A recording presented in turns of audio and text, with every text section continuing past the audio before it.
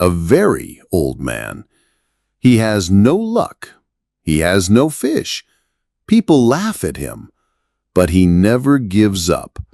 This story is simple, but it can change your life. Because sometimes the biggest battles are inside us. Do you feel like you try, but nothing works? Comment below. Do you feel that too? Chapter 1. The Man with No Fish.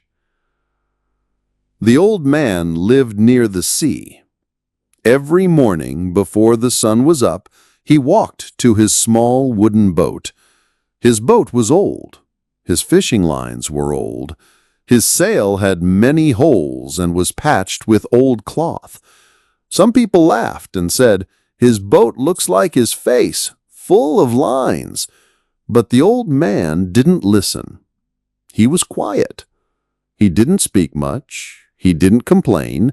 He just walked to the sea. He was not weak. His body was thin but strong. His skin was brown from the sun. His hands were full of cuts and old scars. Those scars were not from today. They were from many years of catching big fish. He had strength, but no luck. For 84 days he caught nothing. Not one fish, not even a small one. On some days he saw big fish swimming under his boat, but they did not take the bait. He waited, he hoped, but he returned home with nothing. The people in his village started to say, "He is finished. He will never catch another fish again." But the old man still believed. He said to himself, "Each day is a new day. The sea can change in one moment." He looked at the sea like a friend. He called it la mar in Spanish, the way people talk about a woman they love. The sea was not just water for him. It was his life. It was his battle. It was also his hope. There was one boy. The boy's name was Manolín. He was not the old man's son, but he loved him like a father. When the boy was 5 years old, the old man took him out on the boat. He learned to fish from him. He learned to hold the line, to wait with patience, to feel the sea. They had many good days together, but after 40 days without a fish, the boy's parents said, "He has no luck. Go fish with someone else." And the boy listened. He was sad, but he obeyed. On the other boat, the boy helped catch big fish. On the first day, they caught 3 good ones. The boy's parents were happy, but the boy was not. His heart stayed with the old man. Every day when the old man returned with an empty boat, the boy waited for him. He helped him carry the lines, the sail, and the small wooden box. They didn't speak much, but they understood each other.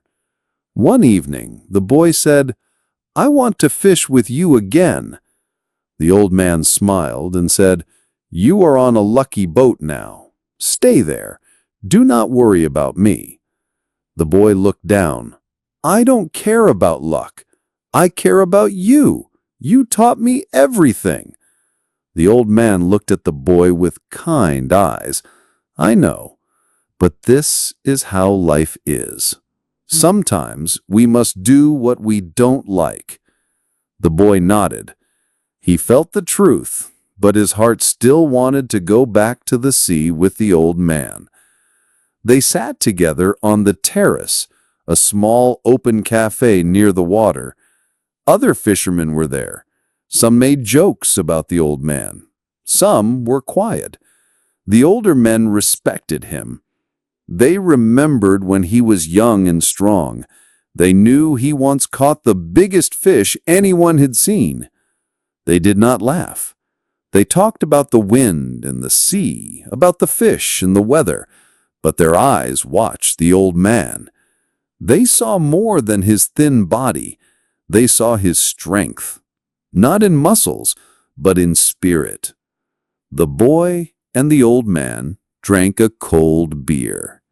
They watched the sky. It was getting dark. The sea was calm. "Tomorrow will be a good day," the old man said. "Yes," the boy answered. "I will get your bait, and I will bring you some sardines." The old man said, "I can do it. You should go play baseball. I can still row. I can still fish." The boy smiled. "I want to help. I will get the sardines, and I will bring 4 fresh baits too." The old man asked, "You didn't steal them, right?" The boy laughed. "No, I bought them, but I would steal them for you." The old man laughed too. "Thank you. You are already a man." That night, they walked to the old man's house. It was a small shack made of palm leaves. There was only one room. It had a bed, a table, a chair, and a place to cook with charcoal. There used to be a photo of the old man's wife, but he took it down. It made him too sad. Now it was hidden under his clean shirt on the shelf. The boy asked, "Do you have food?" The old man smiled. "Yes, I have rice and fish." But there was no food. It was only a story. They made this story every night. The boy said, "Do you want me to make a fire?" The old man said, "No, I will eat later, or I will eat it cold." They both knew there was nothing, but they smiled. The boy said, 85 is a lucky number." The old man said, "Yes, tomorrow is the 85th day. Maybe I will catch one that weighs 1,000 pounds." The boy nodded. "I will keep your sardines cold. We can share them in the morning." The old man said, "The Yankees cannot lose." The boy laughed, "But I fear the Indians of Cleveland." The old man said, "Have faith in DiMaggio." The boy said, "Do you think we can buy a lottery ticket with the number 85? The old man thought for a second. "Maybe, but we need money. First you borrow, then you beg." The boy said, "I will borrow the money. Don't worry." The old man looked at the boy and smiled.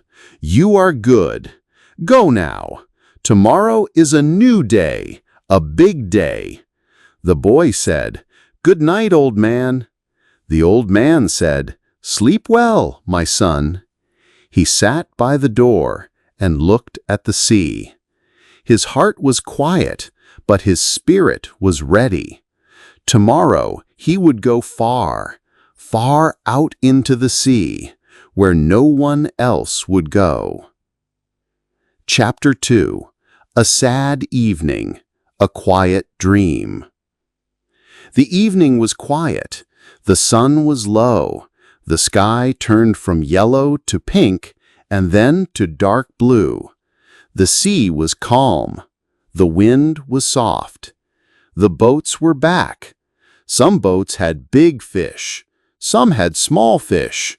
The old man's boat had nothing. No fish, no luck. But still, he looked calm.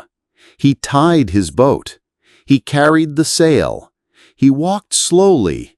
His legs were tired. His back hurt. But he did not show it. The boy was waiting. Like every evening, he helped the old man. He took the fishing lines. He took the box. He carried the gaff and the harpoon. He did not say much. He just walked beside the old man.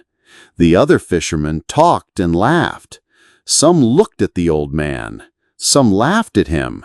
Some felt sad, but said nothing. The old man did not look at them. His eyes looked at the sea. His steps were slow, but he walked like a man who still had a dream. The boy wanted to say something, but he waited. He looked at the old man's face. The face had many lines. It looked tired, But the eyes still had light, still had life. The boy thought, "He is old, but he is not broken. He still has a dream in his heart." They reached the small house. It was made of dry palm leaves. Inside, there was only one room. There was a bed, a table, a chair, and a small place to cook. Now he kept it under his clean shirt on the shelf. He looked at it sometimes, but not tonight. Tonight he was thinking about the sea. The boy placed the gear on the floor. The old man leaned the mast against the wall. The room was silent, but their silence was warm. It was not cold. The boy asked, "Do you have food?" The old man smiled and said, "Yes, I have some rice and fish." But there was no rice, no fish, no food. The boy knew that. The old man knew that. But they played the same story every night. It was not a lie. It was a way to keep hope. The boy said, "Do you want me to make the fire?" The old man said, "No, maybe I will eat the rice cold." The boy smiled. They both knew the truth, but the game helped them feel strong. The night came slowly. The old man sat by the door. The boy said, "I will get the sardines, and I will bring 4 baits." The old man said, "I have 2. I put them in salt." The boy said, "But I will bring fresh ones." The old man looked at him. "You didn't steal them, right?" The boy smiled. "No, I bought them, but I would steal for you." The old man said, "Thank you. You are already a man." The boy asked, "Do you remember the first time you took me in the boat?"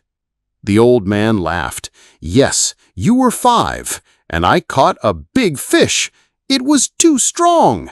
It broke the boat. It almost killed you."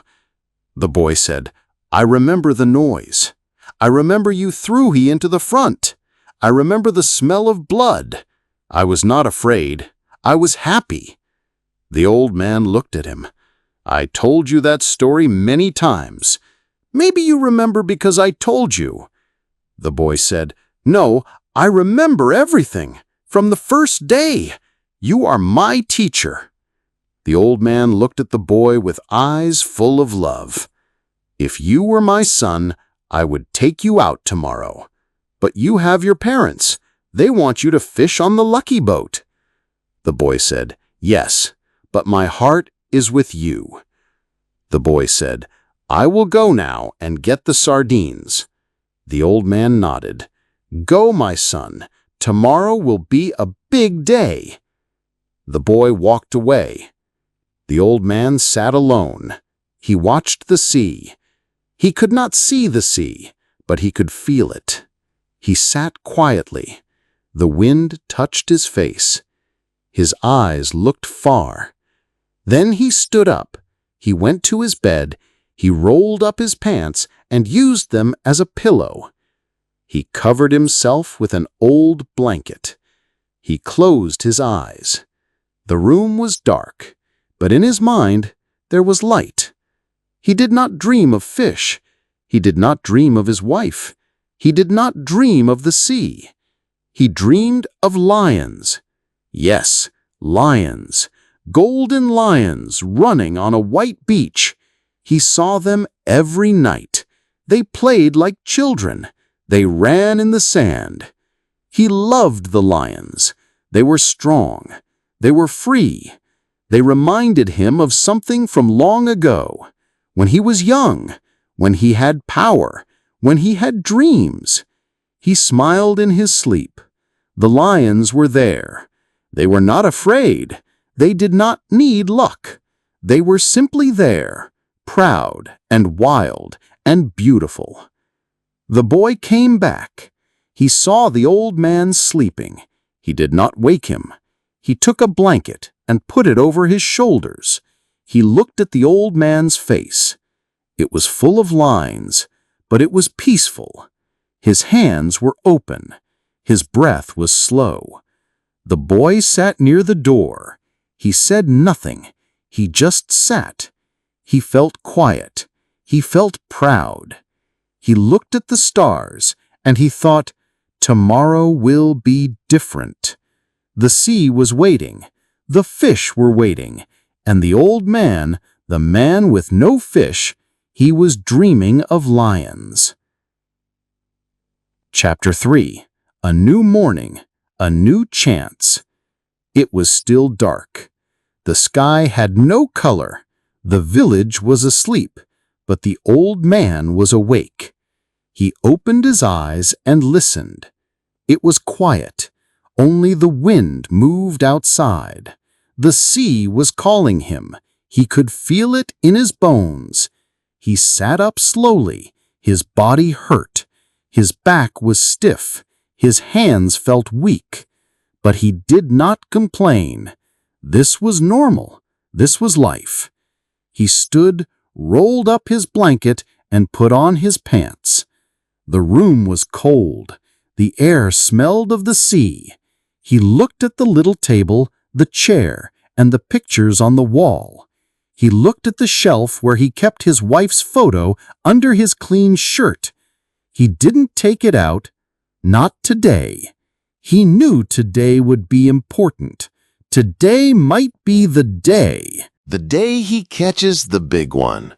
The day he becomes lucky again. He whispered, 85. A lucky number. Then he opened the door and stepped outside into the dark morning. He walked to the boy's house. The boy was still sleeping. The door was not locked. The old man walked in slowly. His feet made no sound. He saw the boy sleeping on a small bed. He walked to him, touched his foot, and waited. The boy opened his eyes and saw the old man. He did not speak. He just got up and put on his clothes. They walked together without talking. The road was quiet. Other men were also walking with their fishing gear. No one spoke much. They were all tired. They were all thinking of the sea. The boy carried the lines and the harpoon. The old man carried the mast and sail. The wood felt heavy on his shoulder, but he said nothing. They walked to the beach where the small boat waited. The boat looked small against the dark sea, but the old man did not feel fear. He only felt calm. The boy said, "Do you want coffee?" The old man nodded. "We will put the gear in the boat first." They placed everything carefully. The boy ran off to get the coffee. He brought it in an old tin can. It was hot and strong. The old man drank it slowly. He said, "This will be the only thing I drink today." The boy said, "I will get your sardines." The old man nodded again. "You are a good boy." The boy smiled and ran off again. The old man sat on the side of the boat and looked at the sea. It was still too dark to see clearly, but he knew it was out there, waiting, deep, full of mystery, full of life. He did not hate the sea. He loved it. But he also knew it could be cruel. The sea was not a friend and not an enemy. It was something more, something big, something powerful. He had spent his life on the sea, and today he would go far, farther than before. The boy returned with the bait wrapped in newspaper. He handed it to the old man. "Good luck," he said. The old man nodded and smiled. "Good luck to you too." The boy helped him push the boat into the water. Then he stood and watched as the old man got in and began to row.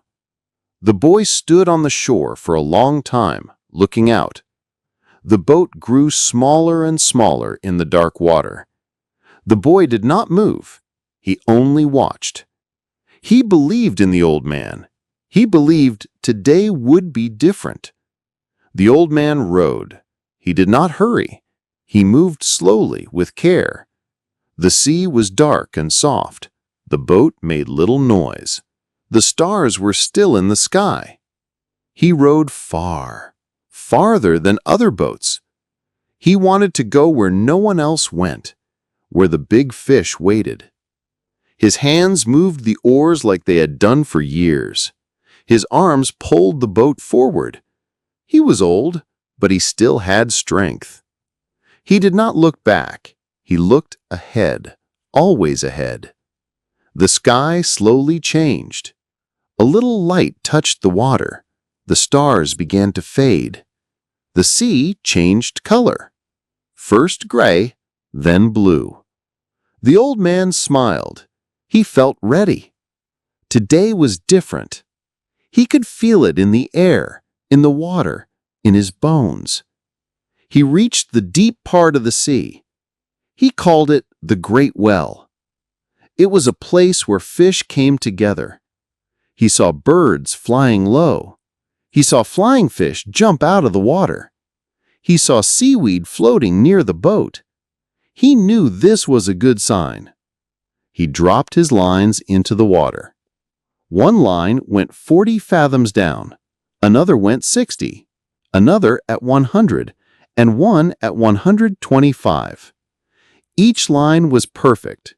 Each hook was hidden with fresh sardines. The bait looked real. It smelled sweet. It was placed with care. The old man looked at the lines. They stood straight in the water. He watched them. He waited. He listened. He felt the sea. He said nothing, but inside his heart he was speaking. "Come, big fish, come and find me. I am here. I am ready." The sun was rising now. It touched the sea like gold. The boat rocked gently. The lines were quiet, but the old man knew this was the moment. This was the new day, a new chance. He was far from land, alone with the sea, but he was not afraid. He was full of hope. He did not feel old now.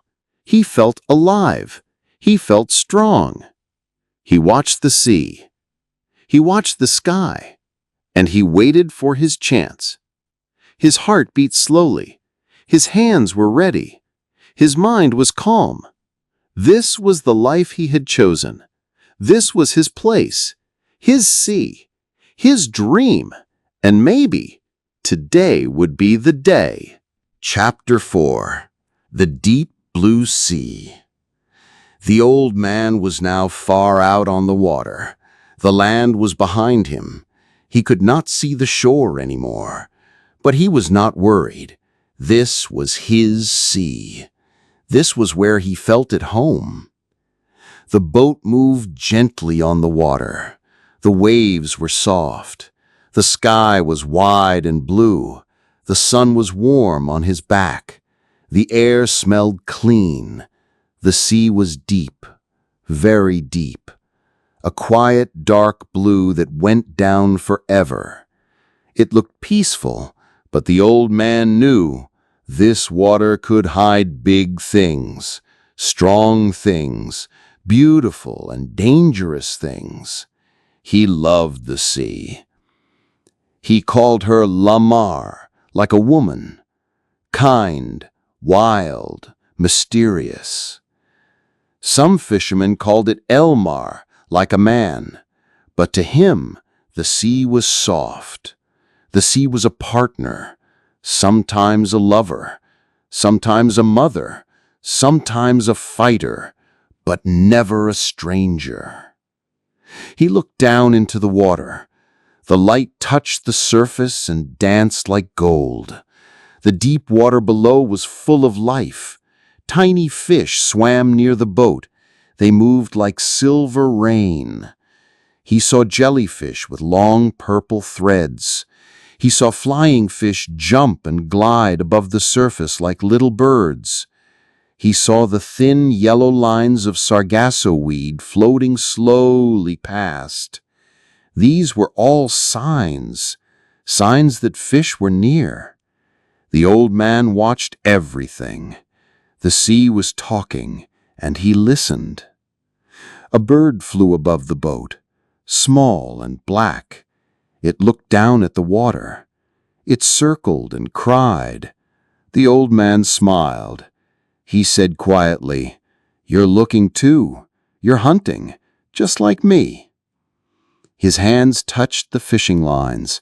He checked them one by one. They were strong, clean, perfect. Each hook had been prepared with care. Each sardine was fresh and sweet. He had set 4 lines at 4 different depths. 1 line went deep, 1 stayed near the middle, 2 were closer to the surface. He did not trust luck. He trusted preparation. The lines did not move yet, but he waited. He always waited. He did not rush the sea. The sea worked in her own time. He sat quietly in the boat. The sun rose higher. His face was warm. His eyes were narrow from the light. He did not mind. This was his world. The boat, the sun, the sky, the sea, and the dream of a fish. The hours passed. The boat floated gently. The lines hung still. Nothing pulled, but he was not sad. He was not bored. He looked out and smiled. "It is only the beginning," he said softly. "The fish will come." He drank some water from his bottle. He looked at the sky. The clouds were light, no storms, only wind, light, and the long day ahead. The boat moved with the current. The old man rowed a little, just enough to keep the lines straight. He did not want the bait to move. He wanted the fish to find it, to think it was real. That was the secret. To wait, to be quiet, to not scare the sea. He watched the seabirds. They flew low. They looked for bait fish. He followed their path with his eyes. He saw them dive into the water. He watched the ripples. Sometimes a school of fish pushed to the surface. Sometimes a splash meant something big was below. The old man watched it all. He was like a part of the sea, a shadow on the water, a patient hunter. He said, "Show yourself. I am ready." Still the lines did not move. Still the sea was silent. But the old man smiled. "Maybe you are deep," he said. "Maybe you are watching me too." He remembered his younger days. He remembered the sound of the line pulling fast, the fight, the power, the fish that jumped into the air, the fish that pulled the boat for hours. He remembered the feel of the rope burning into his hands, the pain, the pride, the win. He missed those days, but he was still here, still strong enough to row, strong enough to hope. He had lost many things in life, friends, money, time, but not this, not the sea, and not the dream. That was still inside him, stronger than before. The sun was now high. The heat touched his skin. He took off his hat and wiped his forehead. He looked into the blue water again. It was calm, silent, full of mystery. He leaned over the side of the boat. He could see deep, very deep. The water changed from blue to purple to black. It felt like looking into space. "You are beautiful," he whispered to the sea, "and today you will give me something. I feel it." He sat again, quiet, ready. The boat rocked softly. The line stayed still. But the moment was close. He could feel it. He looked at the bird again. It flew far now into the sky. It was alone, just like him. He watched it go. Then he looked down again. His hands touched the lines. His eyes scanned the water. His heart beat slow, but strong. This was the deep blue sea. and this was his place. He was not afraid. He was not tired. He was one with the ocean. He did not need a crowd. He did not need applause. He only needed a fish, and the sea would give him one. One fish, one chance. That was enough. Chapter 5. The fish takes the bait. The sun was high now. The sea was shining. The water was flat. The sky was clean. The boat moved slowly with the wind. The old man sat quietly. He watched his lines. He checked them again and again. He touched them gently with his fingers. He waited. He was calm. He was patient. He was not thinking of food. He was not thinking of pain. He was thinking of the fish. Somewhere down there, deep under the boat, the fish was swimming. He did not know when, he did not know how, but he felt it. He felt that something big was near. He could feel it in the rope. He could feel it in the air. It was not noise. It was not movement. It was something else. A sense. A whisper from the sea. He said nothing, but inside he was awake, alive. Every part of him was ready. Then it happened. Just a small touch, very soft, on the line. The old man felt it with his fingers. It was not strong. It was not fast. Just a little change in the rope, like a breath, like a blink. He stopped moving. He held his hand still. He waited. His eyes looked at the water. Nothing moved, but the feeling stayed. Then it came again. A soft pull. The line moved a little. Then it stopped. Then it moved again. The old man smiled, but he did not speak. He had seen this before. The fish was near. It was smelling the bait. It was touching it gently. It was not sure yet. The old man said in a quiet voice, "Come, fish, take your time. I have waited many days. I can wait some more." The fish did not take it yet. It was smart. It was big. It was strong. It was careful. The old man felt another soft pull, a second, a third. The fish was tasting the sardines. It was near the hook, but it was slow. The old man's fingers were like soft feathers. He let the line move. He did not pull. He did not show tension. He let the fish feel nothing, no fear, no weight, just sweet, soft bait floating in the deep blue water. The fish circled the bait again. The old man whispered, "Eat it, my friend. Eat it all. Take the whole thing. Then I will know you, and you will know me." And then it happened. The fish took the bait. The line moved faster now, but the old man still held it soft. He let it slide through his fingers. He let the fish swim with it. He did not pull. He did not shout. He did not fight. Not yet. The fish swam deep, very deep. It did not rush. It was not afraid. It took the bait sideways in its mouth. The old man knew this moment. He had lived it many times in the past. But this time it was different. This fish was bigger. This fish was older. This fish was stronger. And this fish was his test, his chance, his mountain to climb. The old man let the line go. Slowly, carefully, it slipped between his thumb and finger. The fish swam deeper. The boat rocked a little. The water whispered under the sun. The old man reached for the reserve coils.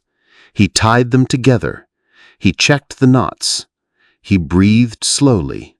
He said, "Not yet. Wait. Let him eat it well." The fish slowed down. The line was tight now, but not too tight. The old man knew the right moment. He had missed it before, but not today. Today, he would be perfect. He would not be early. He would not be late. He would be exact. Then the line pulled, hard, strong, deep, heavy. The fish was swimming with the bait in its mouth. The fish was his now. The old man pulled back with both hands. He stood up and used all his strength. He pulled hard, once, twice, again. The rope burned his hands. The boat jumped. The sea splashed. The line went tight like a wire. The fight began. The old man shouted, "Now we start!" The boat moved. The fish pulled.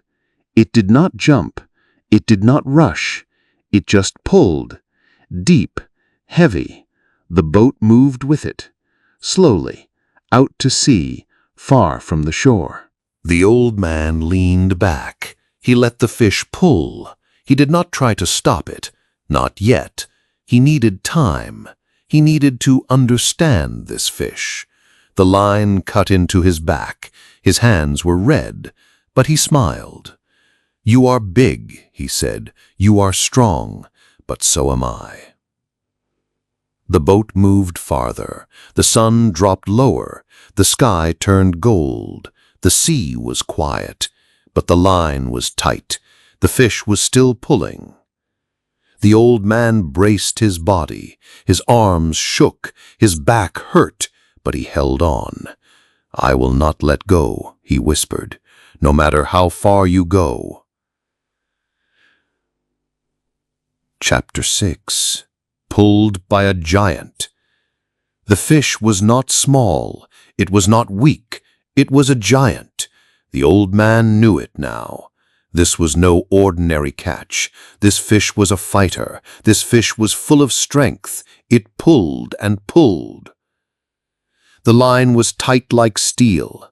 The old man sat low in the boat. His hands held the line. His back leaned against the wood. He could not rest. He could not move much. His arms were tired. But he did not give up. The fish was pulling him into the deep sea, far from land, far from help, but he did not fear. He smiled to himself.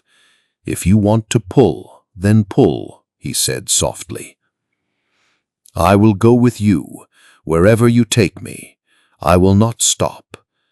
The boat moved slowly, very slowly, over the wide blue water. The sun was still in the sky. The wind was soft. But inside there was a storm of strength, a storm of silence, a storm between the man and the fish. The fish did not jump. It did not shake the line. It just swam deep. It pulled with power, with patience, like a big boat under the sea. The old man felt it in his bones. This fish was smart. This fish was careful. It did not waste energy. It did not play. It just moved forward, farther and farther. "You are like me," said the old man. "You do not fight fast. You fight slow. You use time. You use silence." He liked the fish. He respected it. It was an equal, a worthy enemy, and also a friend. Yes, a friend, because in this great sea, only the two of them were alive in this fight. Alone, no one else, just the man, the fish, and the ocean around them. His hands hurt. The rope had made small cuts in his skin. Blood came out. The salt water touched the wounds. It stung. But he did not cry. He did not complain. He had seen worse. He had felt worse. This was nothing. This was part of the journey. He moved the rope slowly, carefully, to another part of his hand. He shifted his body. He breathed. He had to save energy. He had to think clear. He had to be ready, because the real fight was not just in the arms. It was in the heart. It was in the mind. The one who stayed calm would win. The one who stayed awake, who stayed smart, who stayed focused, that one would win. And he wanted to win, not just for food, not just for the fish, but for himself, for the boy, for the dream. Hours passed. The boat was now far from land. The old man looked back. He saw nothing, only water, only waves. The land was gone, but he felt no fear. He felt peace. He whispered, "I've gone too far before. I will return again." He looked at the sky. The clouds were soft. The sun was low. The evening was near, but the fish kept swimming, and the old man kept holding. The sea was quiet. The boat was small, but the fight was great, bigger than most men ever know, bigger than a story, bigger than a day. This was the kind of fight that changes you. He remembered other fights, long ago, when he was young, when he was strong. He remembered a contest in a cafe, a hand-wrestling match. It lasted one full day, all night, until morning. People watched, people cheered, but he said nothing. He just held the hand of the other man. He did not move. He did not blink. He waited. And in the end, the other man gave up. He won, not with fast moves, not with noise, but with quiet power. This was the same. This was that fight again, but now his opponent was the sea and the fish. The stars began to shine. The sky turned dark. The moon came slowly. The old man was tired, but he did not sleep. He could not. The rope was in his hand. If he slept, he might lose it. And if he lost the line, he lost the fish. And if he lost the fish, he lost everything. So he stayed awake. He drank water. He chewed a little piece of tuna. It was not much, but it helped. He talked to himself. He whispered to the fish. "You are strong," he said, "but I will hold. I am old, yes, but I am not finished." The boat moved in the night. The fish swam deep. The rope stayed tight. The sea was black now, silent, full of stars above and darkness below.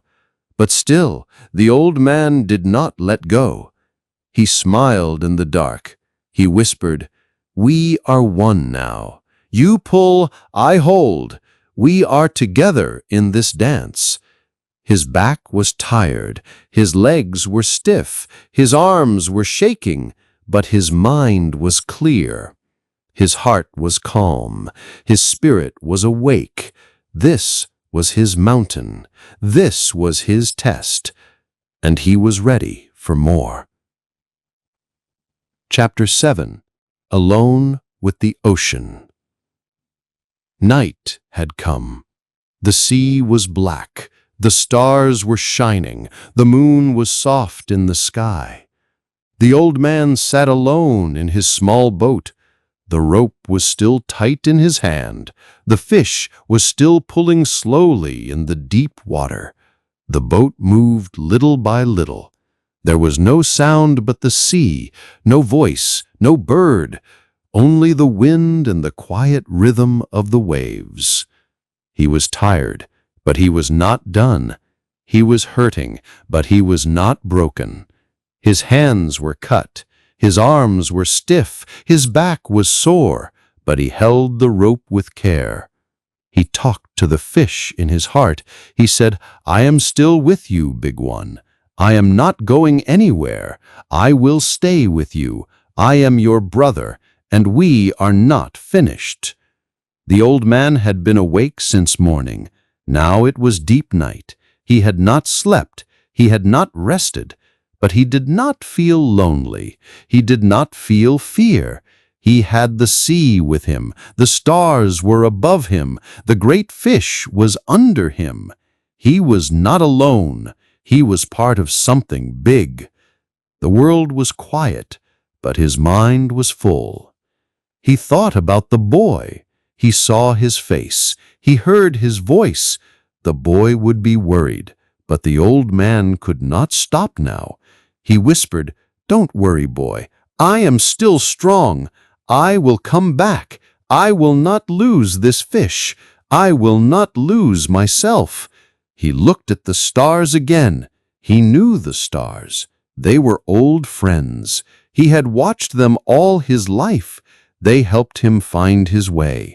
They helped him dream. He thought, "The fish is under me. The stars are above me, and I am in the middle. I am the line between the sea and the sky." He smiled. His smile was tired, but real. He had nothing but his boat, his line, his hands, and his will. But it was enough. He was enough. He had learned to live with little. He had learned to be strong in silence. And now, in this long night, his spirit was like the ocean, wide, deep, still, and powerful. His hands were shaking now. His right hand was cramped. The fingers were tight and cold. He could not open them. He held the rope with his left hand now. He said, "Hand, open up. We need to work. Don't fail me now." He breathed slowly. He moved his hand again and again. It hurt, but little by little the pain passed. The fingers moved. He smiled again.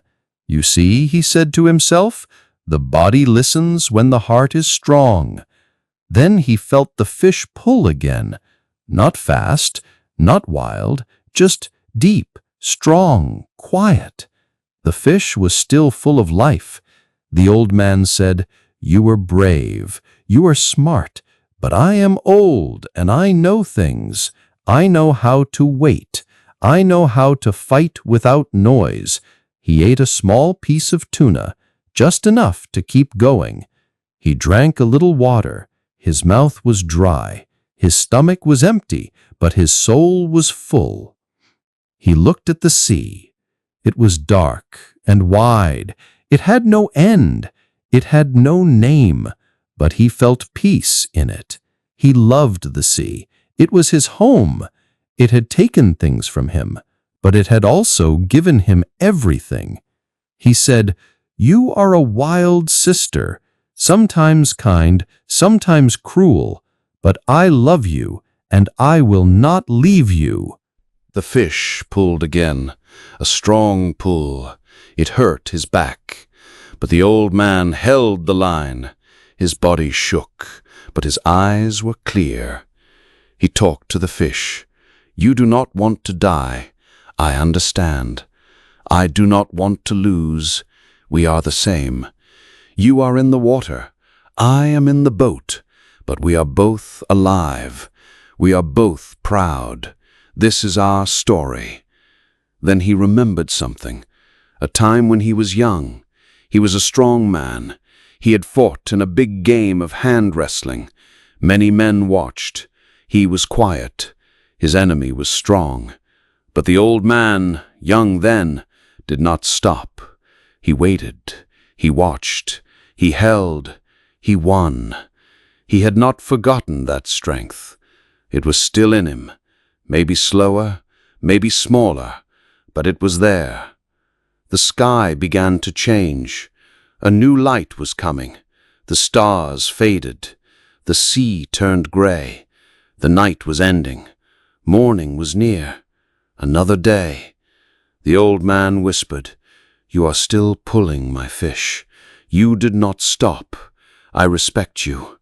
But the sun is coming, and soon we will see each other. Then one of us will win." He tied the rope carefully. He looked at the horizon. He stretched his legs. He closed his eyes for a second, just a second. He breathed, then he opened his eyes again, wide, awake, ready. This was not just a fight for a fish. It was a fight for his soul. And he was not giving up.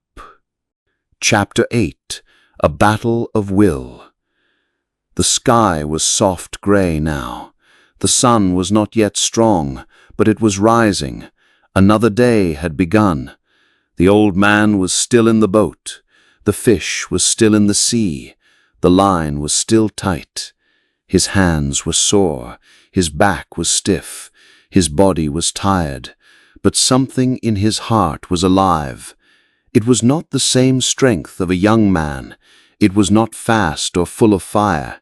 It was quiet. It was deep. It was the kind of strength that is born from pain, the kind that comes only after you've lost many things, but still choose to fight again. That morning, the old man was no longer just a fisherman. He was something else, a man holding on to the last part of his pride, a man facing a giant, alone in the sea. He looked at the sky. He looked at his hands. He whispered, "This is a battle of will. I do not need to be the strongest. I only need to last longer." The fish had not jumped. It had not tried to escape. It just kept pulling, pulling slow, pulling steady. It was testing him. It was waiting. The old man knew it. He respected it. "You are like me," he said to the fish. "You wait, you endure, you are not wild, you are wise." The rope cut deeper into his skin. His fingers were numb. His left hand was cramped again. It was closed like a rock. He hit it against his knee, slowly, again and again. He breathed in, breathed out, slowly. He did not scream. He did not curse. He knew the pain. It was his old friend, a friend that always comes when you do something great. He looked down at the sea.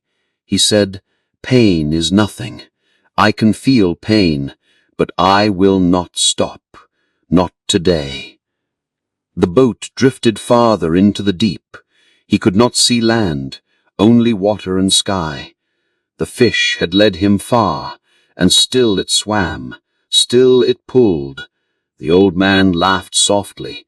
"You are strong," he said, "maybe stronger than me, but I am not finished." He remembered something from his past. A mountain he climbed, alone, with no guide. The way was long. His legs hurt. The sun was hot. But he kept going, step by step. Even when others had turned back, he had climbed.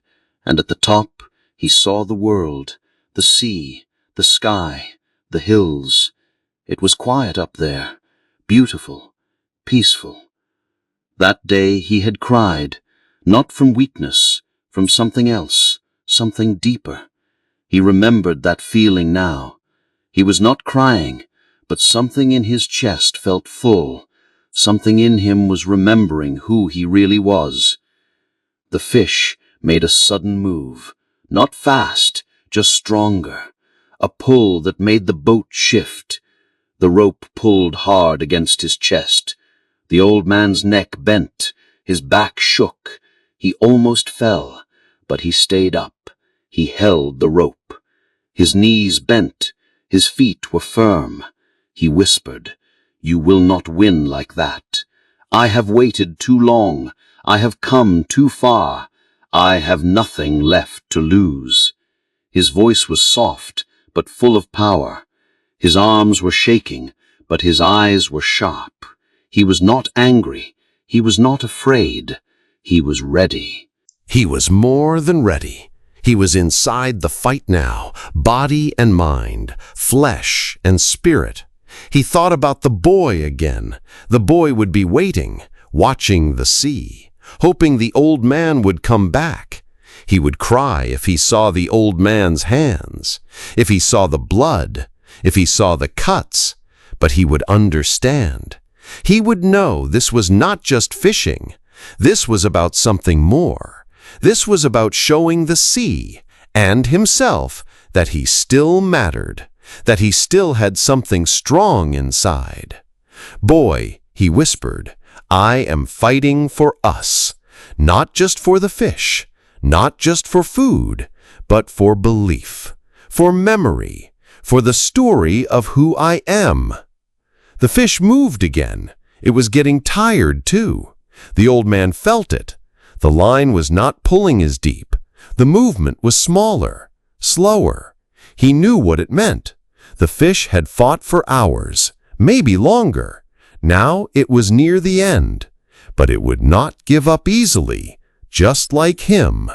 The fight was not over. Not yet. The old man sat straighter. He rolled his shoulders. He breathed deep. The pain in his hand was sharp, but his heart was calm. He said, "Let's see who breaks first, you or me." The sun rose higher. The sea shimmered. The boat floated gently. The line was still tight. The old man, now shaking, now quiet, was ready. The fish was somewhere deep, tired, but still pulling. And the ocean, wide, endless, watched them both. Two living things, two souls, one fight.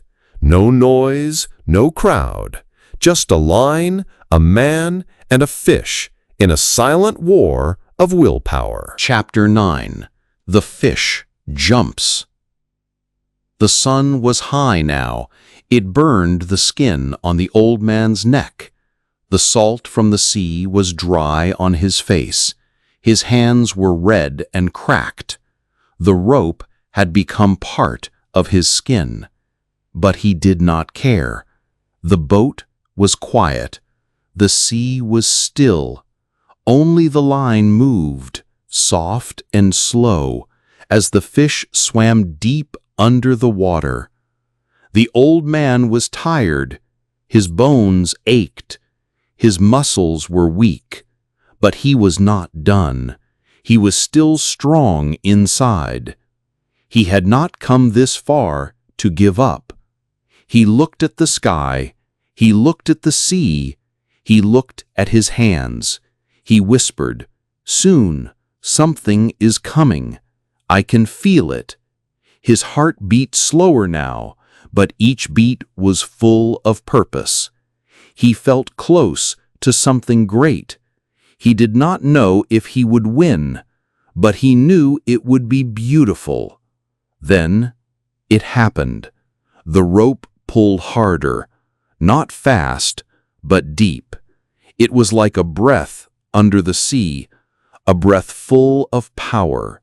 The boat moved. The line sang. The old man stood. His legs shook. His arms tensed. The fish was rising. He could feel it.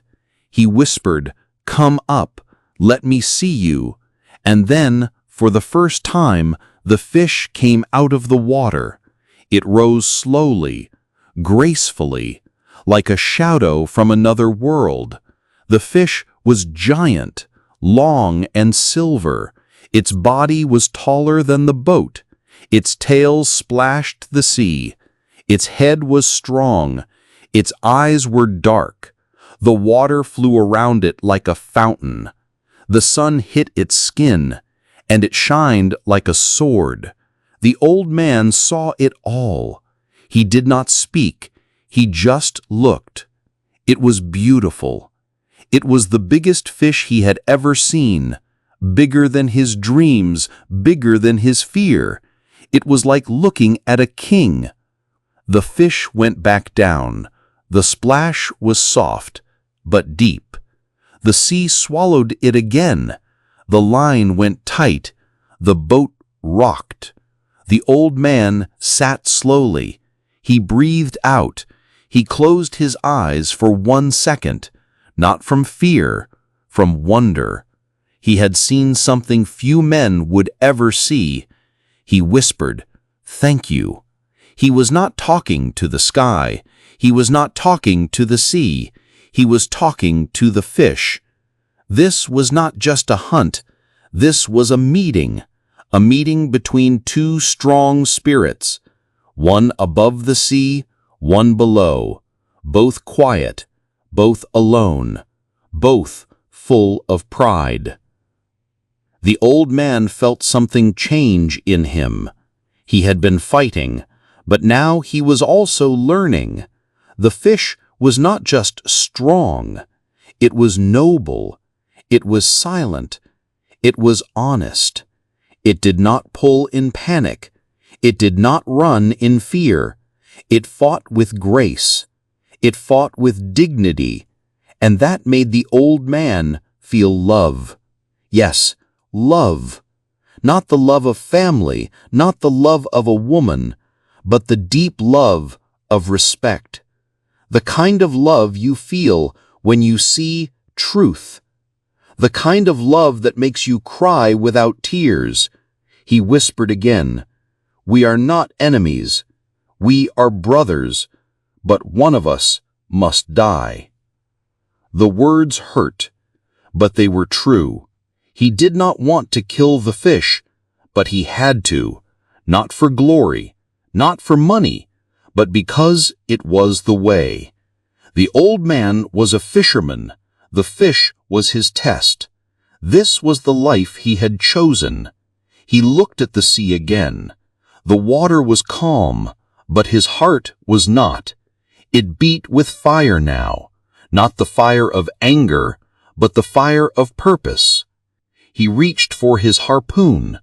It was old, like him, but still sharp, still ready. He held it tight. He looked at the rope. He watched for signs. The fish was deeper now, resting, waiting. The old man knew it would rise again. Maybe not now, but soon. And when it did, he would be ready. His arms hurt. His back hurt. But his eyes were clear. His soul was calm. He whispered, "Come back, my friend. Show yourself again." The boat rocked gently. The sun moved slowly in the sky. Time was quiet. The sea was deep. The fish was under him. The harpoon was in his hand. The old man was alone, but not afraid. He was tired, but not broken. He was at the edge of something. He did not know how the story would end, but he knew one thing.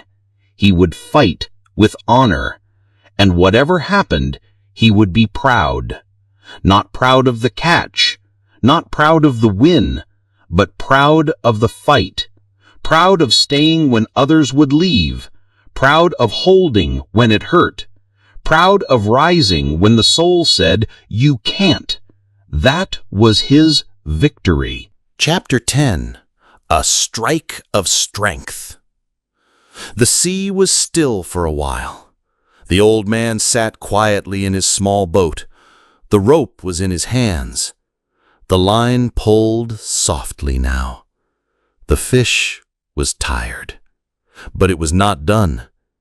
And the old man was tired too. His body was not young anymore. His muscles were slow. His hands were hurt. His eyes burned from the sun. But inside, he was ready. He was waiting. The harpoon was near him, sharp, cold, simple. It was not a machine. It was not special. But in this quiet boat, it was everything. It was the one thing that could end this long fight. The one thing that could bring the fish into the light. The old man breathed slowly. He whispered, "Be strong now, just once more, just one true strike." He thought of everything he had been through. He had left the shore many hours ago, maybe more than a day, maybe 2. He didn't know anymore. Time felt strange now. The sea had become his world. The fish had become his partner, his enemy, his test, his mirror.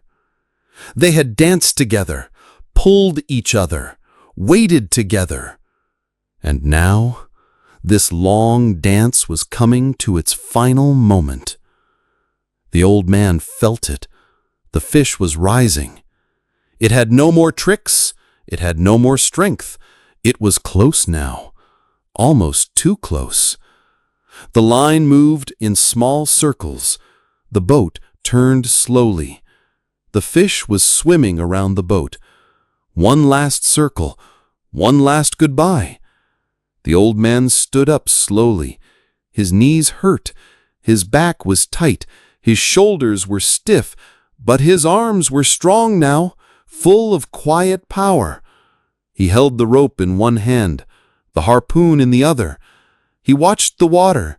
It moved gently. It was blue and green. Then he saw it, a dark shadow below, large, wide, slow. The fish. It was close now. It had come to meet him. The old man didn't speak. He just watched. He waited. The fish came up, a little more, a little more. Its head showed first, then its body, long and beautiful, like silver moving under the sky. The old man's heart beat faster. His hands were steady. He lifted the harpoon. In that moment, everything became quiet. No sound, no time, just the old man, the fish, the sea, the sun. His arms moved, slow, then fast. The harpoon flew. It hit the fish just above the heart, deep, clean. The fish moved once, twice, then stopped. The sea turned red. The fish sank a little, then floated beside the boat. The fight was over. The old man dropped the rope.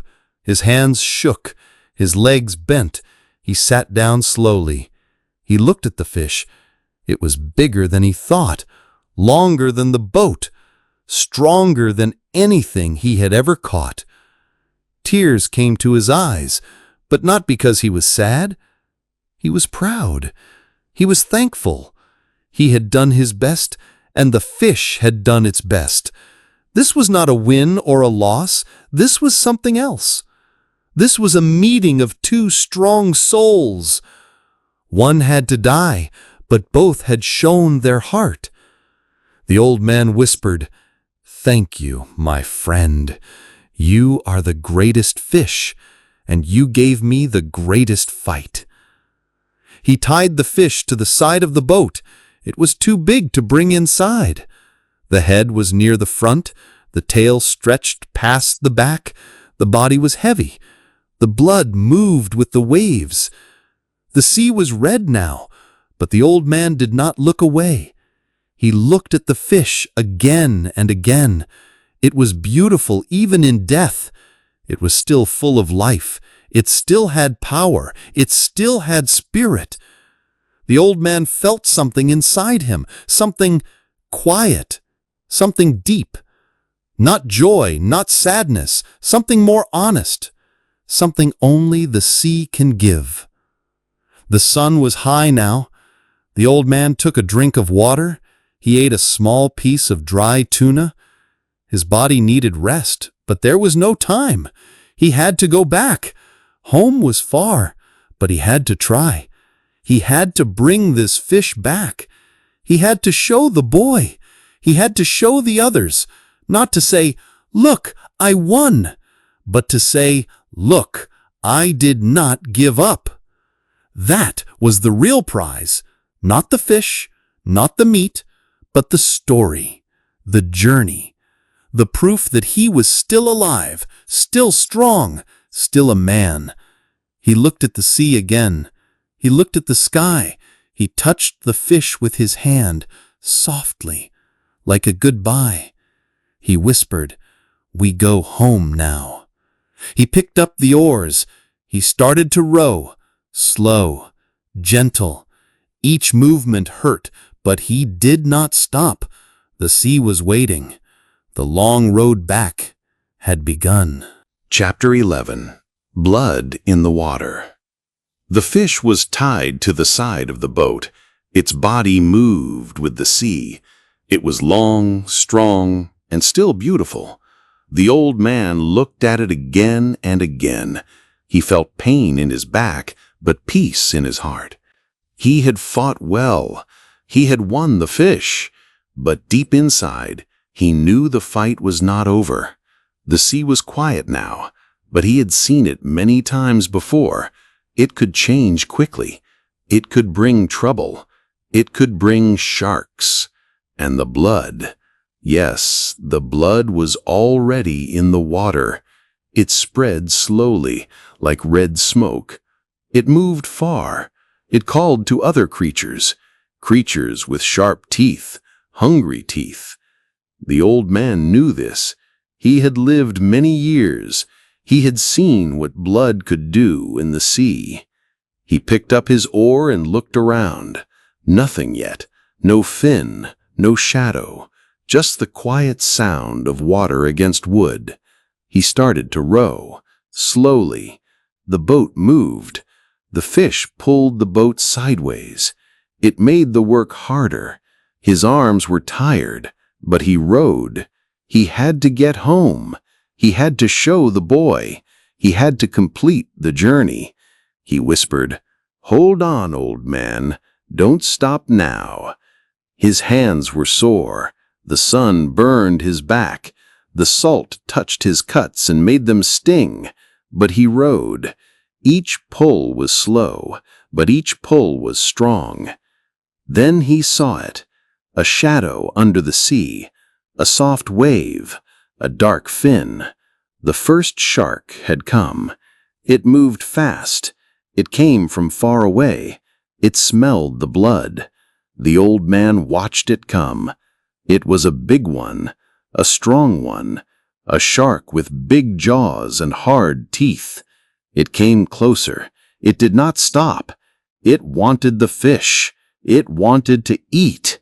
The old man picked up his harpoon. His arms shook, but his eyes were sharp. He waited. The shark came fast. It opened its mouth. It bit into the fish. The old man shouted, "No!" and threw the harpoon. The point hit deep. The shark twisted. It thrashed. It bled. Then it sank. The sea was quiet again, but only for a minute. The old man pulled back his rope. His harpoon was gone, stuck in the shark. Now he had no weapon. He looked at the fish. The shark had taken a big piece. The old man felt a pain in his chest, not from his body, but from his heart. He whispered, "You gave me your best. I could not protect you." Then he looked around again. The red water was still there, still calling. More sharks would come. He found his knife. It was old, small, not made for sharks, but it was all he had. He tied it to an oar. Now he had a new weapon, not strong, but sharp enough to fight. He waited. Another shark came, then another, 2 at once. The old man stood up. He fought. He hit. He shouted. The sharks circled. They came close. He stabbed one in the eye. It bled. It swam away. The other bit deep into the fish. The old man hit it hard, again and again. His hands were red. His eyes were full of salt and sweat. But he did not stop. One shark was gone. The other floated, dead. But the water was worse now. It was not blue anymore. It was red and dark. The fish was not the same. Its side was broken. Its meat was torn. The old man looked at it. He wanted to cry, but no tears came. He had no water left in him. He whispered, but he kept rowing. The sun moved lower. The sky began to turn orange. The day was ending, but the fight was not done. He saw more shadows, More fins, more sharks. They were smaller now, but many. He was weak, but he stood again. He held his oar tight. His knife was ready. He shouted into the wind, "I will not give you up." And he fought, he hit, he stabbed, he screamed. He was just one man in a small boat, but he had the heart of a lion. He had the heart of a mountain. He would not stop, not while he had hands, not while he had breath. He hit until the knife broke. He fought with the broken wood. He fought with all he had. Finally, the sea was quiet again. The sharks were gone, for now. The old man sat down. He could not move. His hands were red and open. His back was broken with pain. His eyes closed slowly. He looked at the fish. Only bones were left. A white shape, long, empty, beautiful in its own way. The old man whispered, "They took the meat, but they could not take the fight, and they could not take the story." He touched the bones. He said, "You are still great, and I will still take you home." Chapter 12. The fight gets worse. The old man was tired. His hands were cut. His back was sore. His arms were weak. But still, he was alive. Still, he was sitting in his little boat. The sea was quiet for a short time. The sun was lower now. The sky was turning red and gold. The old man looked at the bones of the fish. It was just a skeleton now. The meat was gone. The sharks had taken most of it. But the shape was still there. The long, strong bones, the great head, the tail. It was still the biggest fish he had ever caught, and even in this broken form, it was beautiful. It was still a sign of strength, a sign of his fight, a sign of his soul. He touched the fish gently. He said, "You are still my brother." Then he picked up his broken oar, and he rowed again. He moved slowly now. His boat did not go fast. The waves were soft. The wind was light. But every part of his body hurt. His hands were shaking. His legs were weak. His eyes were tired. But he could not stop. He had to get home. He had to show the boy. He had to finish what he started. So he pulled the oars again and again. One pull, then another. He whispered to himself, "Keep going. One more pull, then one more." He did not think about the pain. He did not think about the blood. He only thought about the boat, the boy, and the shore. Then he saw it. Another fin, cutting the water. Then another, and another. 3 sharks, coming fast. They had smelled the blood. The sea had called them, and now they were here. The old man sat up. He had no harpoon. He had no knife. Only the broken oar. Just a stick now. But he picked it up. He held it tight. He said, "You will not take what is left. I will not let you." The sharks came close. Their eyes were cold. Their mouths were open. Sharp teeth. Strong jaws. They circled the boat. They touched the fish bones. They smelled the air. Then one of them attacked. The old man hit it with the stick. He shouted. The shark pulled back. But another came. It bit the tail of the fish. The man hit again. His arms burned. His head felt hot. His heart beat fast. He hit again and again. The wood cracked, but he kept going. One shark turned away, but another came. Then 2 more. He was surrounded now. The sea was not quiet anymore. It was loud, full of splashes, full of teeth. The fish skeleton was breaking. The sharks were pulling it apart. The old man fought like a wild animal, like a fire. He hit with all he had. Even when his stick broke more, even when his hands bled again, he hit with his fists, with his elbows, with his heart. He shouted into the wind, "Go away! Leave him! He gave me everything! You cannot have more!" But the sharks did not listen. They never listen. They only follow the smell. They only follow the blood. They do not care about dreams or fights or love. They just eat. The old man knew that, but he did not stop. He had to try. Even if he could not win, even if it was already too late, he had to show the sea, he had to show the sky that he was still here, that he was still a man. One by one, the sharks went away. Some were hit, some were full, some were just done. The water was red again, the boat was wet, the man was broken, but he was still alive. He looked at what was left of the fish. Not much, just the spine, just the bones, the head, the tail. But they were still big, still strong. He smiled a little, a sad smile, a tired smile. And he said, "They got the meat, but not the meaning." He sat down. He looked at his hands. They were full of cuts, full of salt, full of pain. But they were also full of truth. These were hands that had fought, that had not let go. He closed his eyes for a moment. The wind touched his face. The stars were starting to come out. The sky was dark blue now. The day was gone, but the story was still here. He opened his eyes. He picked up the oar again. It was short now, just enough to row.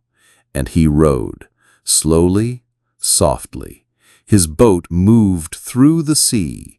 The fish bones made a sound in the water, like a song, like a whisper, like the end of a dream. And the old man thought, "They think I have lost, but they do not know. They do not see. I have won something greater. I have not given up, and I will not." Chapter 13. What is left? The sea was quiet again. The stars were above, the waves were soft, the wind was gentle. The night had come. The old man sat alone in his boat. He did not speak. He did not cry. His heart was too tired for tears. His body was too tired for words. His hands were open. His arms were weak. His back was heavy. He looked at the fish beside him, but it was not the fish anymore. It was just bones now. Long, white, shining bones. A head, a spine, a tail. The meat was gone. The sharks had taken it all. They had come again and again, and he had fought, but they were too many, too strong, too hungry. He had nothing left to fight with, only a stick, only his hands, only his heart. And in the end, he could not save the fish. The dream he caught with so much pain, the dream he fought for with his life, was now just a skeleton, still big, still proud, but empty. The old man looked at it and said, "So this is what is left." He touched the bones with his hand. They were cold, wet, smooth like stone, but they were real. He had not imagined the fish. He had not dreamed the fight. It had all happened. Every pull of the line, every cut on his hand, every hour without sleep, every shark, every wave, all of it was real. He had lived it. He had survived it. He had done it all, alone, in the middle of the sea, with no help, no sound, just the sky, the water, the fish, and his soul. And now he was still alive. He was still rowing, slowly, toward home. The boat moved like a shadow across the water. The fish bones made a soft sound, like old wood on stone. The night was long. The cold touched his face. The stars watched him in silence. And he thought, "What do I have now? I have no fish to sell, no money to bring home, no meat to show, only bones." But then another voice inside him said, "You have the story, you have the fight, you have the truth." And he understood something. The sea did not take everything. The sharks did not win everything. They only took the outside, the meat, the prize. But they did not take the meaning. They did not take the memory. They did not take what the fight had made him become. He looked at his hands. They were full of blood and salt. They were swollen and sore, but they were the hands of a man who did not quit. The hands of someone who went deep into the sea and faced what was there. The hands of someone who gave everything, not for money, not for glory, but for something inside, something that lives in the soul, something that says, keep going. He smiled a little, just a small smile. It hurt to smile, but it felt right. They can take the fish, he said softly, but they cannot take my heart. And so he kept rowing, slowly, gently. The stars moved above him. The moon rose. The sky turned dark blue, then black. Time passed. The fish skeleton lay beside him like a ghost, but not a sad ghost, a proud ghost. A memory of greatness, of strength, of the sea. The old man was not afraid anymore, not of sharks, not of pain, not of losing, because he had already faced all of them, and he was still here, still moving, still alive. He thought of the boy. The boy would be waiting. The boy would see the bones. He would understand. Maybe the others would not. Maybe they would laugh. Maybe they would say, "You caught nothing." But the boy would know. The boy would see the truth in the bones, the story in the old man's hands, the fire in his eyes, even if they were tired. And the boy would say, "He's not finished. He is still the fisherman." The old man closed his eyes for a moment. He was so tired, but not broken, not sad. He whispered, "This is what is left, and it is enough." The boat moved on. The sea rocked him like a cradle. The fish bones floated beside him. The stars watched from above. The night was deep. The world was quiet. And the old man, with nothing left but bones, pride, and peace, rowed toward home. Chapter 14. The Long Way Home. The old man was tired. More tired than he had ever been in his whole life. His back hurt with every breath. His hands were cut and open. His arms felt like they were made of wood. But still, he held the oars. Still, he rowed. The sea was calm now, and the stars were soft above him. The fish beside his boat was only bones. It no longer had meat, but it still had its shape. It still looked like a great fish, the biggest he had ever caught. And in its bones, the old man could still feel pride. Even when there was pain in his body, there was peace in his heart. He had fought the sea, he had fought the sharks, he had fought his own weakness, and he was still here. Still alive, still rowing home. Slowly, very slowly, the boat moved through the water. He spoke softly to the fish bones. "We did our best, my friend," he said. "You gave everything, and so did I. You pulled me far from land, and I followed. We were together in the fight, and now we go home together." His voice was low, almost a whisper. There was no one else to hear him, only the sea, the stars, and the fish skeleton. But still, he spoke because he needed to say it, because he needed to feel it. This journey had changed him. He had gone out alone. He had lost much, but he had found something too. Something deep inside himself, something quiet, something strong, something real. The night air was cold now. The wind touched his face like soft fingers. The stars above looked like tiny fires. He rowed with slow arms. His body moved like a machine that was almost out of power, but not completely. Each stroke of the oar took great effort, but he did not stop. He could not stop. He had to go home. Not just for rest, not just for food, but for the boy who still believed in him, the boy who loved him, the boy who waited. He remembered the first time he had taken the boy fishing. How small the boy had been, how excited, how he had asked so many questions. The old man had taught him everything: how to tie the line, how to feel the pull, how to wait, how to respect the sea. Now the old man was the one learning how deep the sea really is, learning how long a man can last, learning what it means to lose and still feel proud. He thought, the boy must see me. He must see the fish bones. Then he will understand. Hours passed.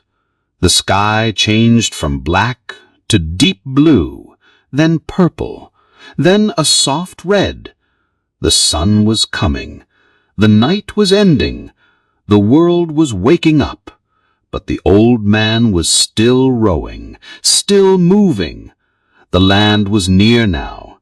He could see the lights of the village far away, like stars on the ground.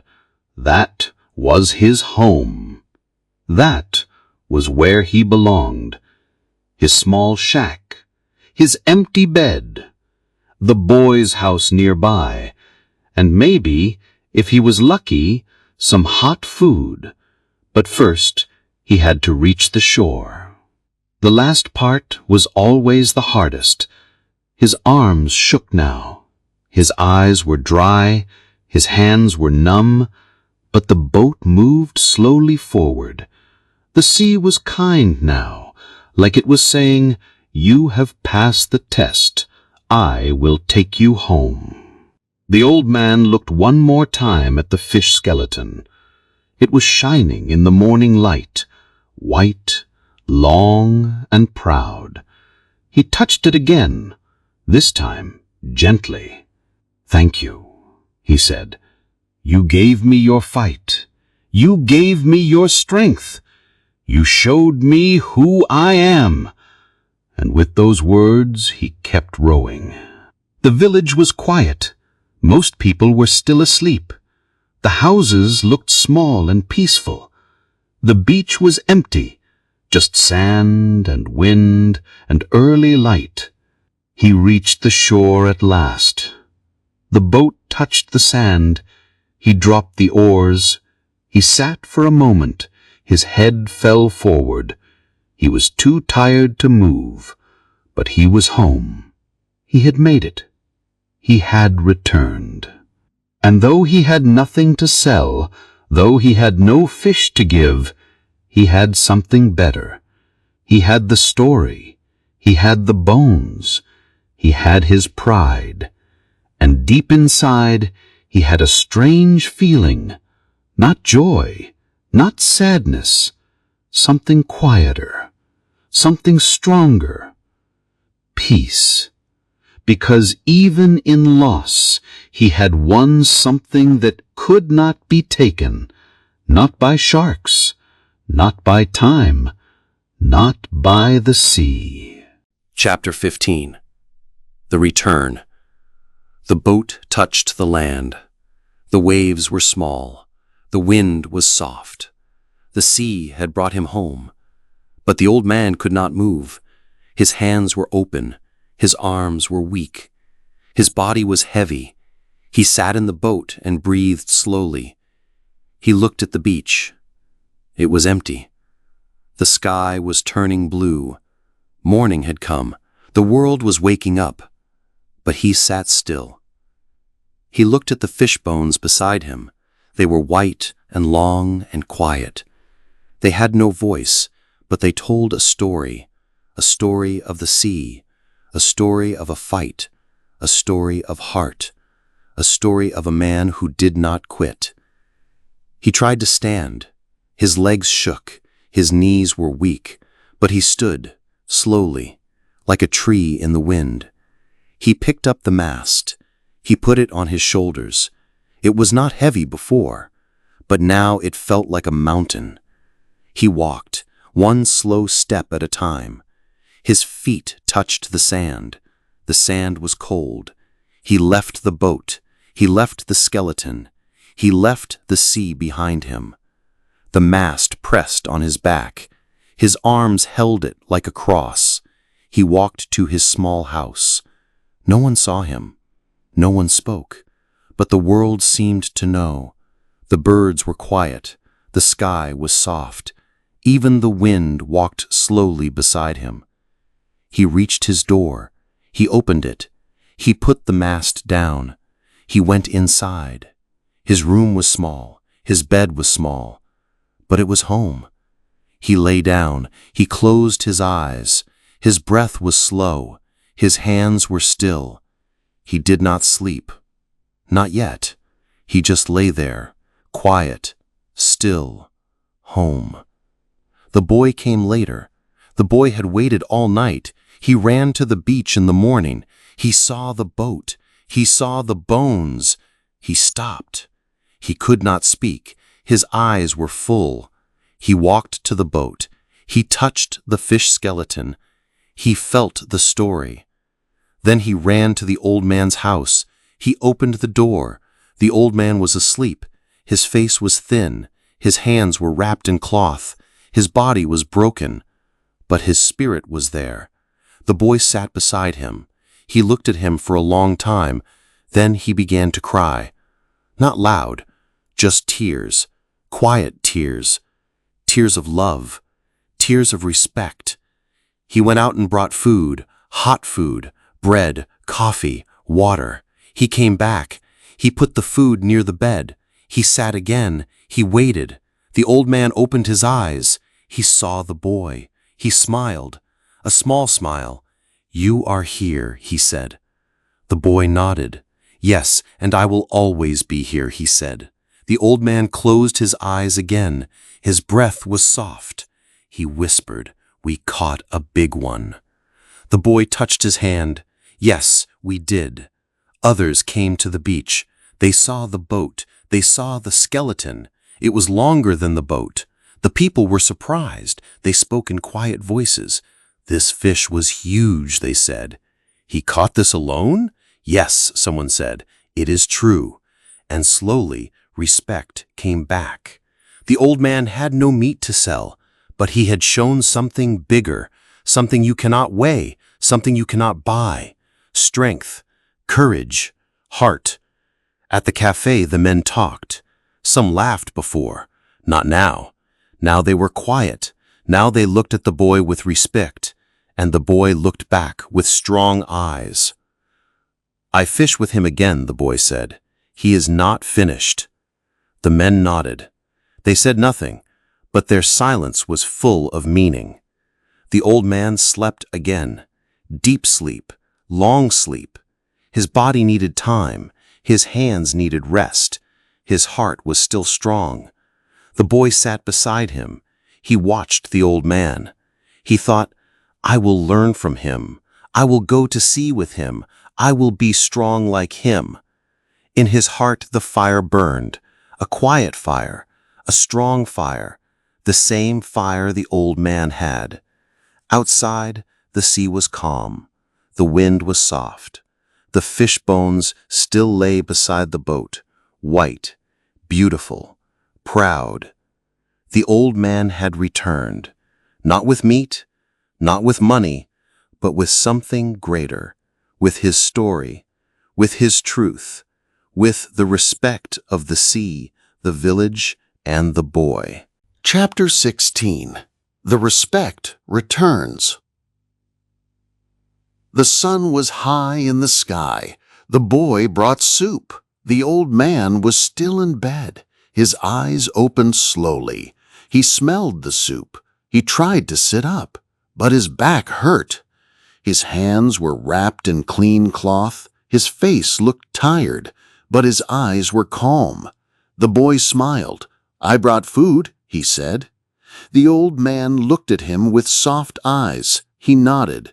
"Thank you," he said. His voice was weak. The boy helped him eat, slowly, one spoon at a time. The old man ate the soup. He drank water. Then he leaned back and closed his eyes. He was not sleeping. He was thinking. The boy did not ask anything. He just sat near the bed and waited. Outside, people still came to see the fish bones. They walked to the boat. They touched the long spine. They counted the ribs. They stood in silence. They asked questions. "Did he really catch this alone?" someone asked. "Yes," another said. "He fought it for days." The people did not laugh now. They did not call him unlucky now. They saw the truth. They saw the size of the fish.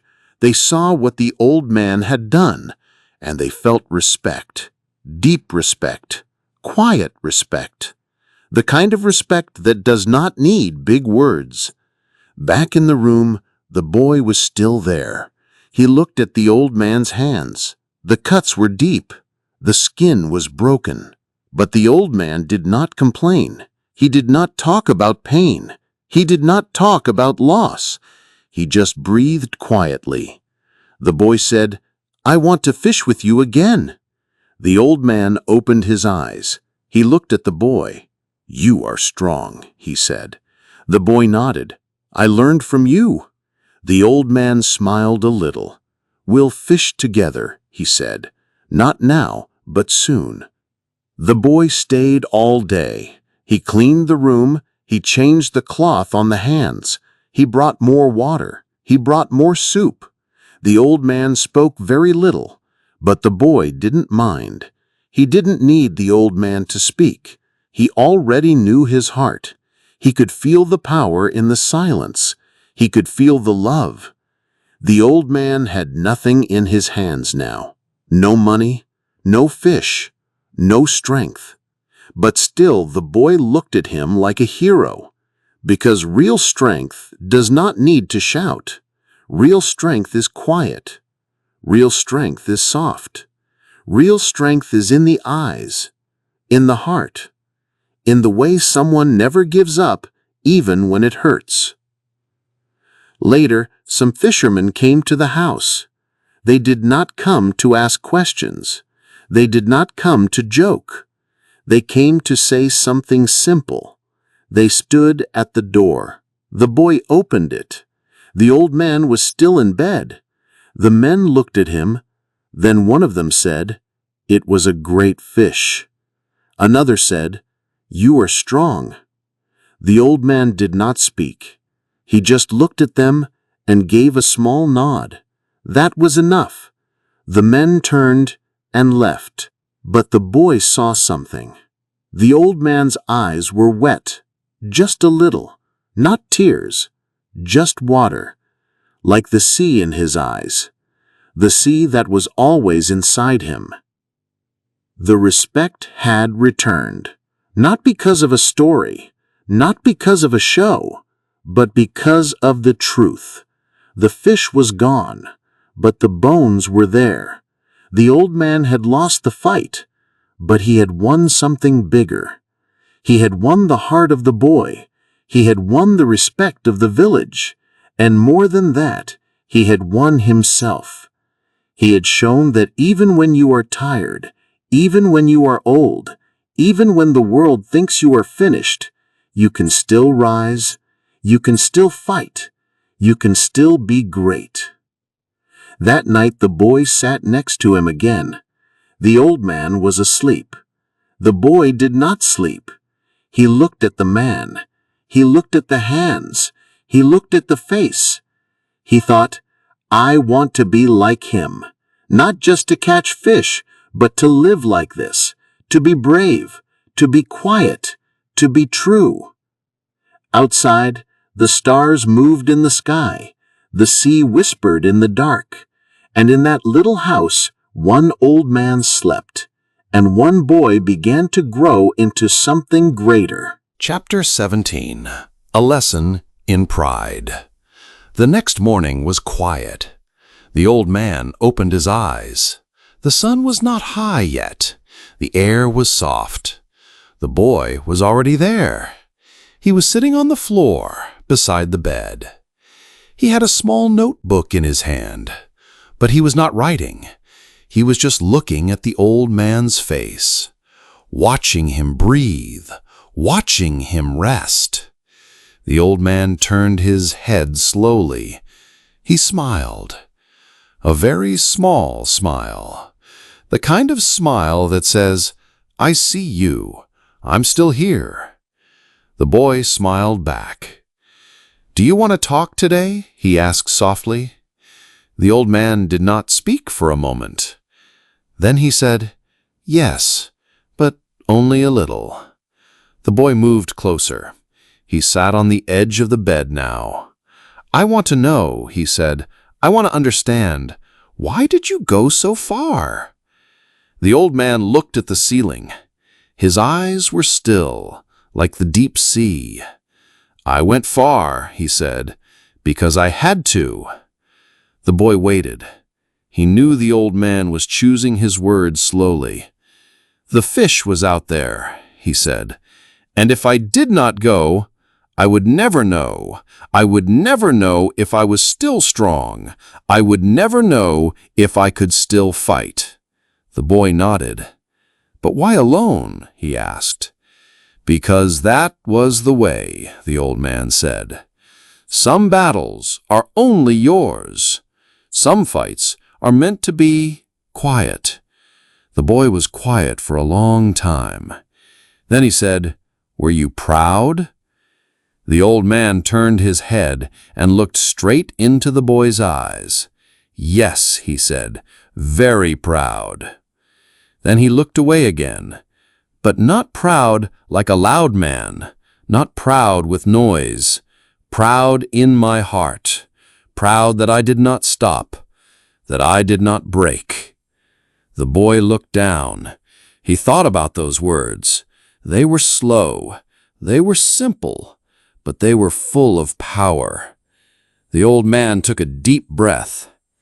"You must learn something," he said. "Listen, when you fish, when you live, don't use anger, use heart. Don't fight because of ego, fight because it matters." The boy nodded again.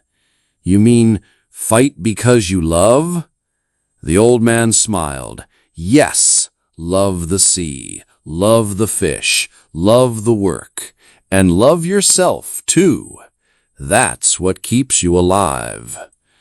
The boy looked outside.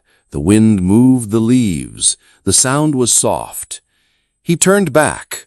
"I want to learn more," he said. "I want to know how to be like you." The old man shook his head slowly. "No," he said, "don't be like me. Be like you.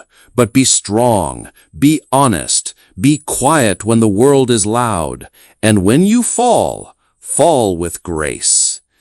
The boy stood up. He felt something new in his chest, a kind of fire, but not wild, not loud, a fire that warmed him from the inside, a fire that whispered, not shouted. He walked to the small table and poured water into a cup. He brought it to the old man. The old man drank slowly. He nodded once. "You will be a good man," he said. "You already are." Later that day, the boy walked to the sea. He sat on the sand. He looked at the water, the same water that took the old man far away, the same water that brought him back. The sea was not the enemy. The sea was a teacher. Sometimes it was kind. Sometimes it was cruel, but it always gave truth. He picked up a stone and threw it. It landed with a small splash. He closed his eyes and thought of the fish, the big one, the one that gave the old man pain, but also gave him purpose. And the boy understood something. The fish was not just a fish. It was life. It was struggle. It was the thing that made the old man alive. Back at the house, the old man was sleeping again. He dreamed of the lions. He dreamed of strength and beauty and freedom. But outside the dream, something had changed. The boy had changed. The old man had passed something on. Not money, not power, but wisdom, deep wisdom, and that was more than enough. Chapter 18. Strength in Silence. The house was quiet again. The sun moved across the sky, slow and golden. The old man sat near the door now, not in bed, not in pain, just still. The boy had placed a chair for him. It was an old wooden chair, a little broken but strong enough. The old man sat with a blanket around his shoulders. His hands were still wrapped, his body still tired, but his eyes were clear, and they looked at the sea, not in anger, not in sadness, but in peace, like someone looking at an old friend, a friend who gave him pain, yes, but also meaning, a friend who showed him who he really was. He did not speak much now. He didn't need to. The boy sat next to him, sometimes speaking, sometimes quiet. Sometimes he read small things from an old book. Sometimes he just looked at the waves too. No one came to the house today. No fishermen, no visitors. The people had already said what they needed to say, and the old man had already heard what he needed to hear. He had nothing more to prove. He had no need to explain, because real strength does not shout. Real strength is quiet. It is in the way a man sits, the way he breathes, the way he looks at the world after losing everything, and still sees beauty. The boy looked at him for a long time.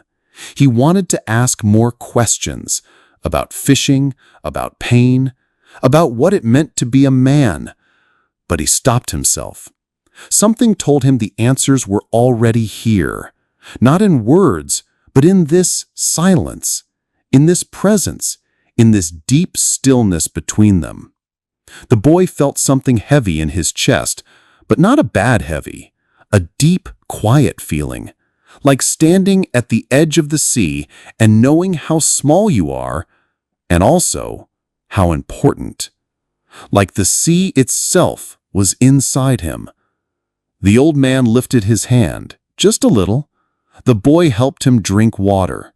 The old man gave a small nod. That nod said more than a speech.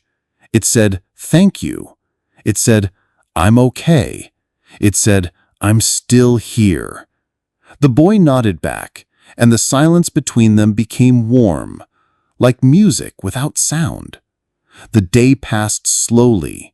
The sky turned orange, then pink. The sea shimmered like silver glass. The boy said, "They are still talking about the fish." The old man smiled gently. He didn't answer. The boy said, "They respect you now. Everyone does." Still, the old man stayed silent. Then, after a while, he said, "That is not why I went." The boy nodded. "I know," he said. The old man looked at the sea again. "I went to remember," he whispered. The boy didn't ask what he meant. Somehow, he already knew. The old man had gone to remember who he was, to meet the sea again, to find the fight inside him, not for others, not for fame, but for himself. As the stars came out, the boy helped him back inside. He laid him gently on the bed. The old man did not complain. He did not speak. The boy sat beside him. He stayed even when the old man's eyes closed. He stayed even when the house was dark. He stayed because he knew that silence was not empty. It was full, full of love, full of lessons, full of strength. Outside, the wind moved softly, the sea breathed in the night, and in a small house near the shore, a boy watched over an old man. And that old man, without words, without pride, without fish, was still the strongest person the boy had ever known. Chapter 19. The Dream Returns. The old man was sleeping again. His breath was soft, steady, quiet like the sea on a calm day. The boy sat by the bed, not moving much, not speaking. He looked at the old man's face. There was something different now, something peaceful. The lines on his forehead were still there. The cuts on his hands were still healing. His bones were still old and tired. But his face looked gentle, like a boy again, like someone remembering something beautiful. And the boy knew, without being told, that the old man was dreaming. He wasn't dreaming of the fish, not the great marlin he fought, not the sharks that tore it away, not the long days at sea or the pain in his hands. No, not those things. He was dreaming of something older, something deeper, something that lived in his heart before all of this. He was dreaming of the lions. In his dream, he was not old. He was young and strong. He stood on the sands of Africa.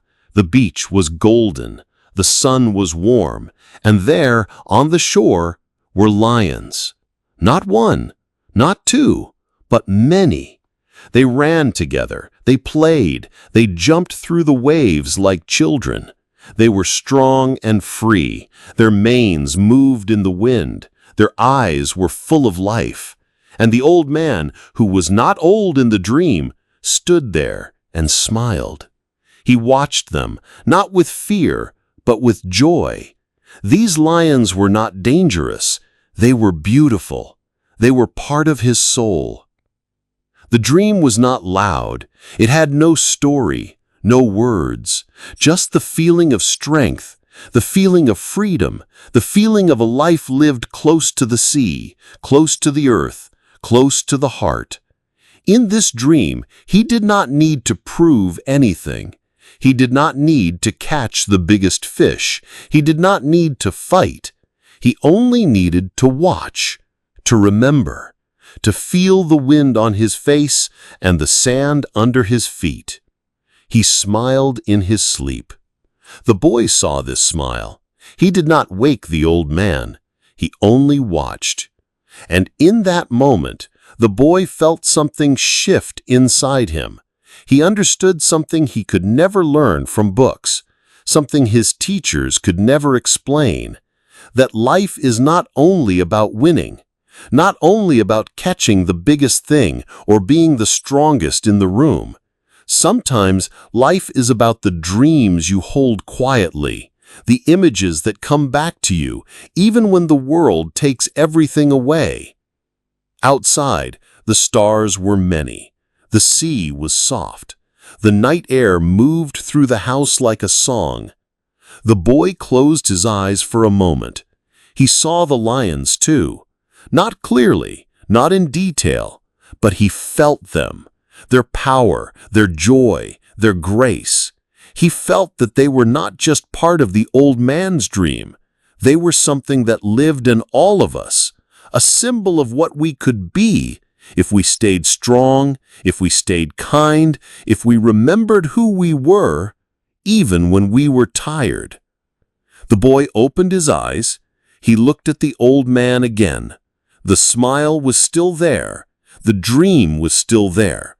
And the boy made a small promise in his heart that he would dream too, not only of lions, but of courage, of goodness, of simple things that made life full.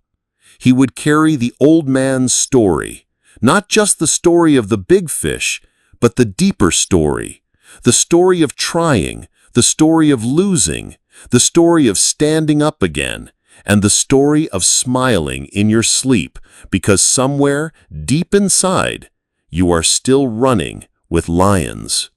Chapter 20. The meaning of the story. The sun came up slowly. The sky turned soft blue. The sea was calm again. The waves moved like breathing. The old man was still sleeping, but the boy was now awake. He made some warm tea. He sat by the door and looked out. The town was quiet. The boats were still. The people had not come out yet, but the boy was already thinking. He was thinking about everything: the fish, the sharks, the fight, the loss, the silence, the old man.